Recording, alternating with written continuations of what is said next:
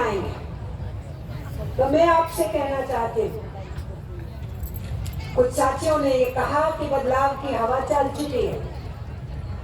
मैं आपसे कहना चाहती हूँ कि इस वक्त नरेंद्र मोदी जिस तरीके से तड़पे हुए हैं, घोषणाएं कर रहे हैं, गारंटियों की बातें कर रहे हैं और अब मोदी परिवार की बातें कर रहे हैं, ये अपने आप में बता रहा है कि बीजेपी की सरकार को समझ में आ गया है कि उनके पैरों के नीचे से जमीन खिसकनी शुरू हो चुकी है। अब जैसे हम बोला करते हैं ना, गड़ी सली सरकार को क्या बोलते हैं, एक धक्का और दो। अब जो बाकी का काम है वो हम लोगों को करना है, जन आवाम तक पहुंच के उन सारी बातों को कहना है जो यहाँ चर्चा हुई, और कुछ बातें मैं रखूंगी, कुछ कॉमरेड सीताराम रखेंगे और लगातार और बातें सामने आती रहेंगी कम्युनिस्ट पार्टियों की तरफ से जो हमें नीचे जनमानस तक पहुंचानी। साथियों ने यहाँ जिक्र किया, मोदी जो बोलते हैं कि 80 करोड़ लोगों को खाना खिलाता हूँ और साथ में बोल दिया कि अगले 5 साल भी दूंगा।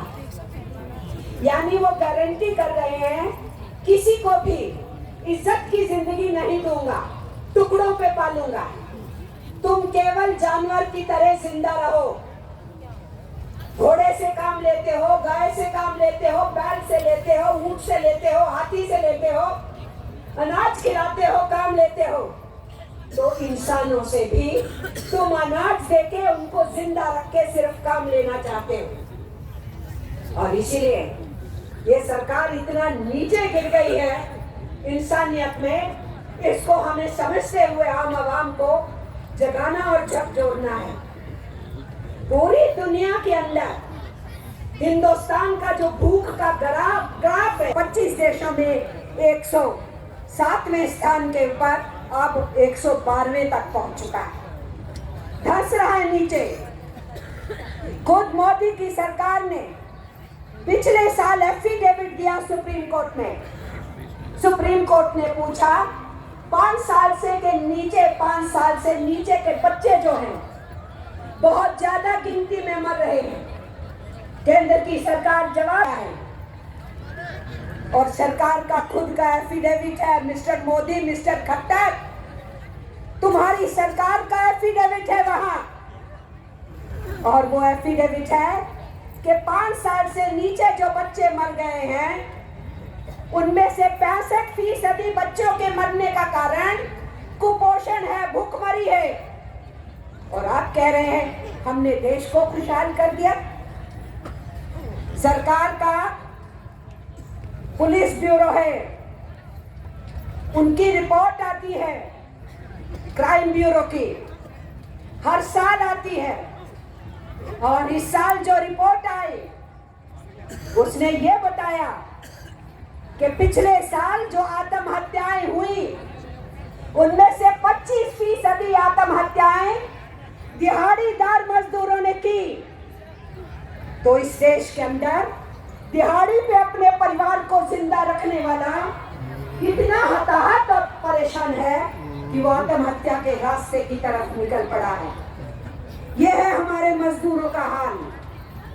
और इसके अलावा साथियों ने यहाँ जिक्र किया बेरोजगारी का। हमारे बच्चों को जब अभी वो टीन्स में होते हैं, 17 ईयर, वो टीन्स है, 17 साल 18 साल की उम्र के अंदर आप बच्चे को अग्निवीर बना रहे हैं। और जिस उम्र में बच्चा अभी कॉलेज में पढ़ के कैरियर के सपने देख रहा होता है, उस उम्र में ये अग्निवीर रिटायर होके बाहर आता है।